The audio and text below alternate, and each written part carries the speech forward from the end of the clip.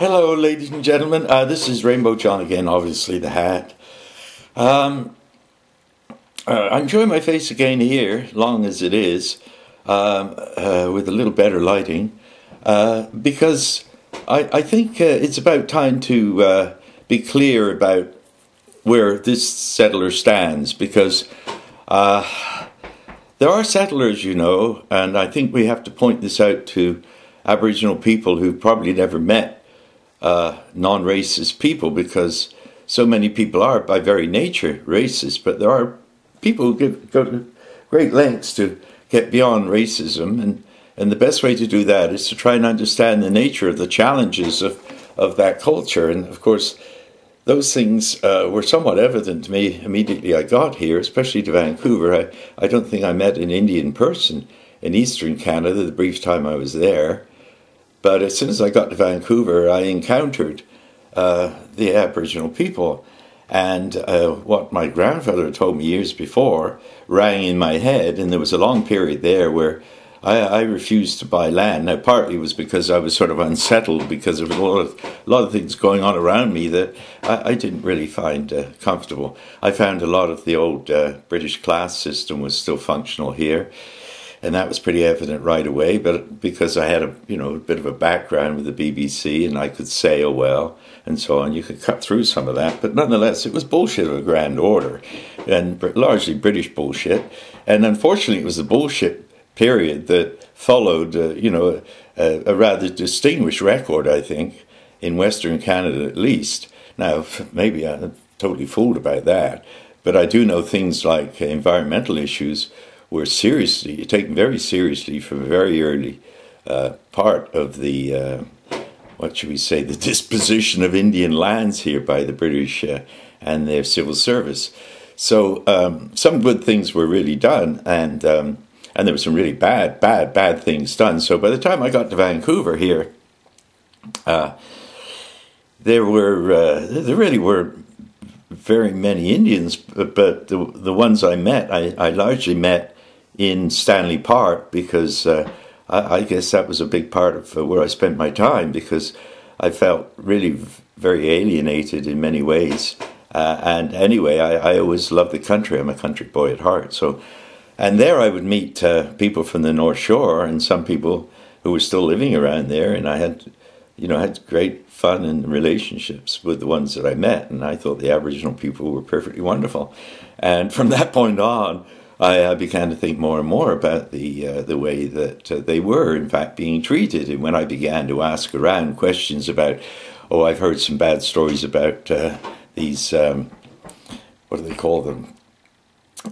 These schools where the children. And then I began to find out. And then by the time that the Doukhobors came along and saw how abominably they were being treated by the authorities, I realized that Canada was already fallen into the stages of seriously dependent on violence to control police state. And if you look at the history, going back very, very little, you find the Winnipeg riots and the back to Ottawa, and just the mismanagement on a grand scale, which was all based on an inner coterie of connections with the Crown and the banksters and so on, we're really racially dividing the country instead of the people being able to find the grace and understanding and love and harmony.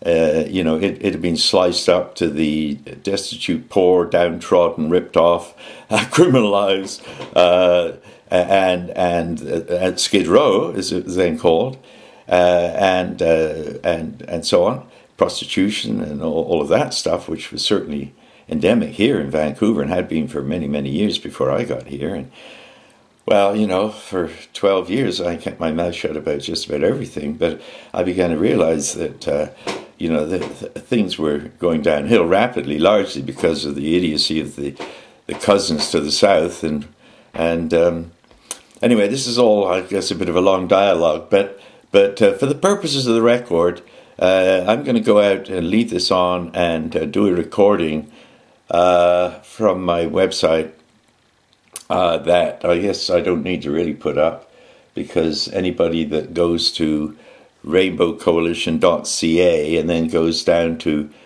the Lindsay Bickford interview on Wake Up with Co-op, you can see that I was already very, very active and diligent in trying to bring about honourable settlement. In fact, I was so active and and diligent about it even back, in the 70s probably. Honourable settlement began to be the word, but nobody really knew what honourable settlement might be. And when I realised that that those important words had been bowdlerized, I think the word is, in other words, being reduced to almost a sidelight, and nobody really understood what the possibilities might be for a future where there was what I call honourable settlement, where it's a win-win-win-win-win-win situation for everybody, and everybody comes out of it smiling and smelling of roses, and we return to an intelligent relationship, which when I outlined the idea that I had with Lindsay, I don't think I'd fully developed it to the extent that I think I have now, because really I have a better understanding of the scale of the country and living on the land, and really what that entails, and the degree of sufficiency and the degree of support and the degree of infrastructure, and a society which is based not on greed and even less on need, and certainly need in the sense that we really have a foundation of needs. Anyway, I said it all in that piece I did with Lindsay, and I just came across it the other day, and I thought, my godfathers, I've been in Canada, I think I said 40 some odd years. Well, now it's, I've been here 52, going 53 years. Or maybe it is 53 now. Anyway, I said it all then, I'm saying it all now. We need honourable settlement. Honourable settlement has to come from, I guess the King of Fools.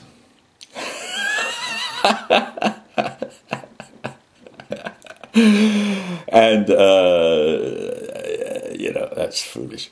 But no, I see a value for a King of Fools, not the king, but the fool, the person who has the courage to somehow or other see things in the light that they need to be seen. And really, the light that they need to be seen, in my view, is in the light of individual and collective enlightenment. And that means that we all wake up to the alternatives to being idiots and foolish and selling our souls out for, what's the word? What is the word? I guess greed, really. Because whether it's greed for power or greed for money I guess I have a sort of greed for understanding.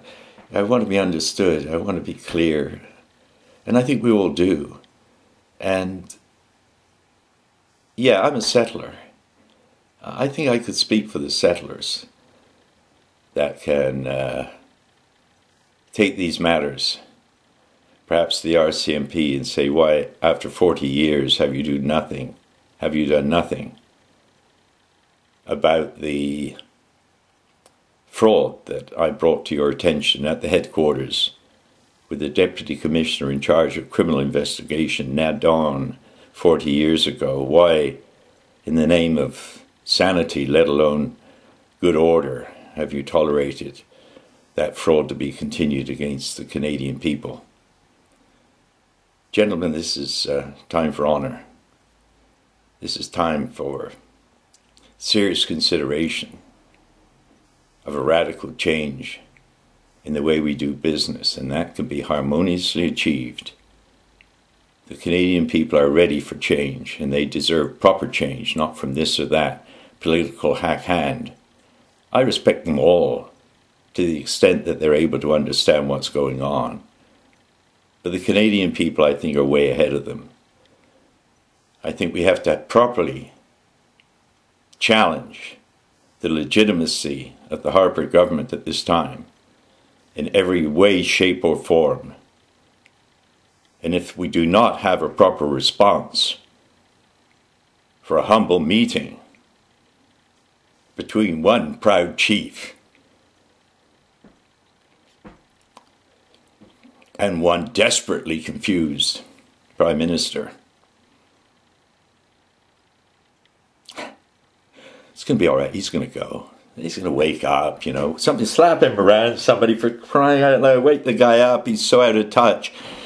So out of touch. And my friends, the Chinese, are, you know, we understand one another. We're, you know, we know what Mao was talking about when he talked about, well, he talked about sort of ongoing revolution. I'm an evolutionary. Revolution is just replacing one bunch of bad guys with another bunch of bad guys. We don't need that anymore here in Canada. Canadians are largely good guys when they're meeting together to find accord. And if the men and women are able to meet separately in circles, using talking stick forms, structures that are traditional and have worked long before the coming of the white man, and all the horrors. You see what the CIA could do in Iran with a few $1 million in my time, in our lifetime, what they've done in every country across the world. And you don't think those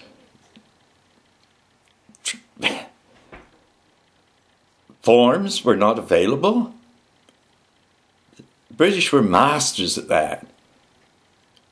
Go give this guy a rifle. Oh, he's got a rifle. You want to buy some rifles from us? Oh, well, that could be arranged. And that's the way the warmongers have done it for generations. Well, I got to tell you, we got intergalactic connections. And whether people know it or not, we're in very safe hands. And when we recognize that ultimately the power of goodness is the power that controls our collective reality, then we stop being afraid. All of us. You, me, all of us. And when fear leaves us, then the threats have no function whatsoever. It's time now to wake up and recognize that we have a new age, a new possibility for human evolution. So, ladies and gentlemen, I welcome you to the new age on behalf of Rainbow Everywhere. I value the opportunity to be able to talk on this little radio. But please look up my bit with Lindsay Bickford. I appreciate you listening. Thank you very much. I think I can be much less in your face from now on. God willing. God bless.